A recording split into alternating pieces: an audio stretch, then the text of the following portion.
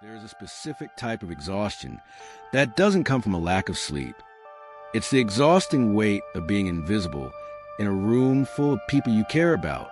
You speak, but your words seem to drop into an empty void. You try to connect, but you are met with polite indifference, delayed text responses, or the subtle, stinging realization that if you stopped initiating contact entirely, your phone would remain absolutely silent. Most people respond to this isolation by screaming louder. They over-explain, they perform, they beg for attention disguised as friendliness. But there is a small group of individuals who do the exact opposite.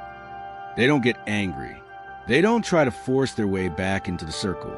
Instead, they flip a psychological switch that turns social rejection into a terrifying form of personal sovereignty.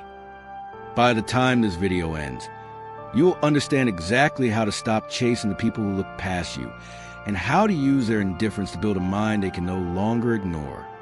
In the year 62, a man who had once held the strings of the entire Roman Empire found himself completely stripped of his audience. His name was Lucius Aeneas Seneca.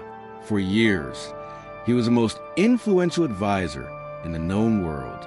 But politics shifted, whispers turned into daggers, and Seneca realized that the very people who once flattered him were now waiting for his execution. He didn't write an angry manifesto to the Roman Senate. He didn't send desperate letters pleading for his old status. Instead, he walked away from Rome entirely, withdrawing into the absolute silence of the Italian countryside. In those cold rooms, ignored by the empire he helped build, he wrote his most profound letters. He realized that the world ignoring him wasn't his punishment. It was his liberation. He who spends his life chasing the approval of others has merely traded a cage for a crowd. Seneca understood a profound psychological truth that modern social media has made us forget. When you are ignored by the world, your immediate instinct is to look outward and wonder what is wrong with you. The Stoic looks inward and realizes this is the only time you are truly free to find out who you actually are. Let's look directly at the pain you are carrying. Why does it hurt so deeply when a friend grows cold or when your colleagues exclude you? It hurts because human psychology is wired to equate attention with safety. In our evolutionary past, being cast out of the tribe meant physical death. But we no longer live in caves. Today, your desperate urge to mend a rift, to text him again, to ask, "Are we okay?" to try hard to fit in, is actually the exact behavior that destroys your self-respect. When you try to force relevance, you show the other person that their validation dictates your emotional survival. You give them a map to your weakness.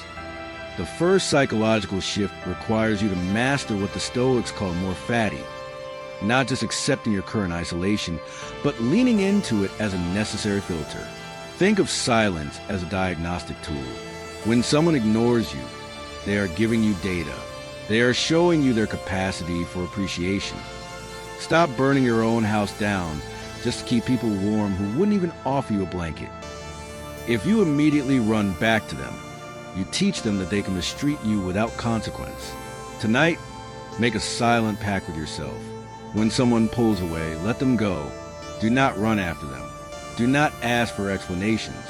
Let the space they created between you remain empty. It is within that empty space that your discipline begins to grow. But here is the hard truth that most self-help channels will never tell you. The people ignoring you are not your biggest problem. Pause.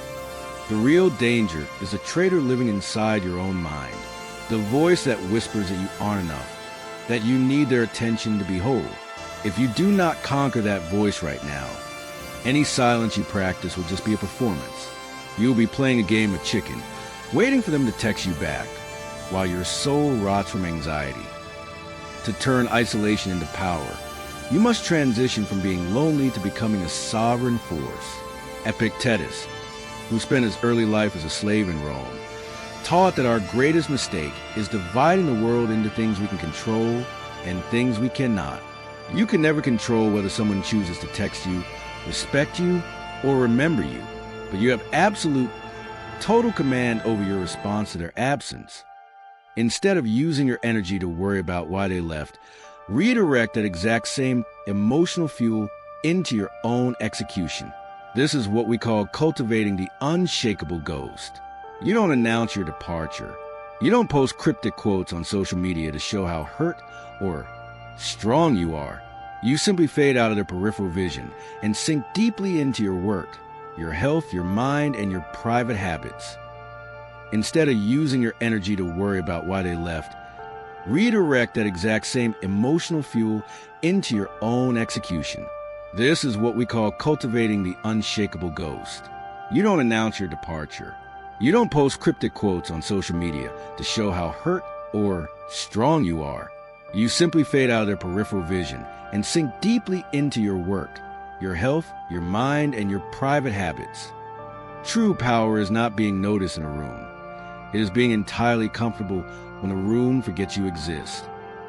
Listen closely to these words written by Marcus Aurelius during the plague that devastated Rome. People look for retreats for themselves in the country, by the coast, or in the hills. There is nowhere that a person can find a more peaceful and trouble-free retreat than in his own mind. Next time you feel that heavy ache in your chest because you realize you're the one left out, take a deep breath and accept the pain.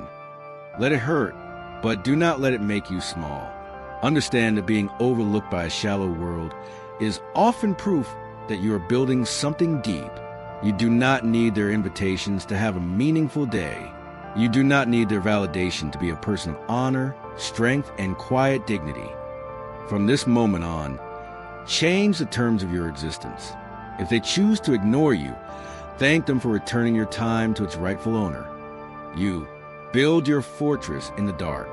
Let your results do the talking, and let your silence be your boundary. If this perspective shifted something inside you today, consider joining our circle by subscribing. Leave a comment below with a single phrase. My silence is my power, so I know who stayed until the very end. Remember, they can look past you all they want, but they can never stop you from becoming undeniable. Stay strong. Stay intentional.